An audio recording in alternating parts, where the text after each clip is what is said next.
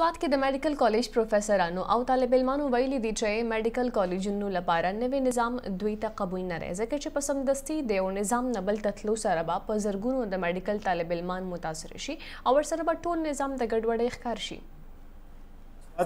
میډیکل کالج کې د میډیکل امتحانونو نوی نظام په اړه سیمینار کې ویناوال ویل چې حکومت د میډیکل طالب علمانو لپاره شپه د برتانیې نظام نه امریکایي نظام ته لاړل چې وسره به اوس د میډیکل طالب علمان دوه چنده امتحان نه ورکوي. دې سره به په زرګونو طالب علمان متاثر شي.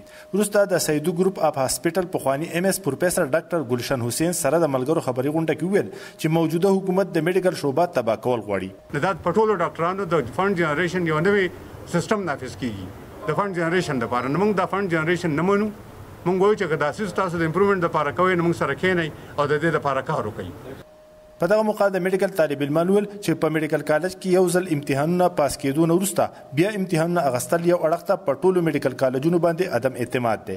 نو بل خو په طالب علمانو اضافي مالی بوج هم دی. اوس چې دا کوم بیچز پی ام ډي سي مطلب ریکروټ کړي دي او دا غوي د انډر د دوی اډمیشن شوی دی نو هغه 15 پروف سم کلیر کړل. اوس هغه هاوس جاب هم کوي او د هغه نه بعد به اوس بیا هغه له اوبسټیکل راشي چې تاسو به د ان ال په نوم باندې یو بل ایگزام ورکوي او البته تاسو ته لایسنس ملاويږي.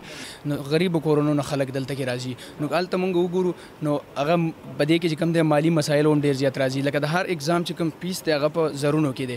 نو یو غریب سټوډنټ لپاره دا چې کوم دی کمپنسیټ کول او دا چې کوم دی برداشت کول دا ګرانه خبره ده. سیمینار کې وروسته ویل شول چې د نوي نظام لپاره د کم از کم حکومت 15 کاله مهلت ورکړي. کچېرې داسې ونه کړه شوه نو دوی به د حکومت په دغه فیصلو نیوکې کوي او د قانون مطابق به د سیول سوسایټي خلکو به شمول سیاسي او سماجي خلک هم په دغه زیاتي رابیداروي.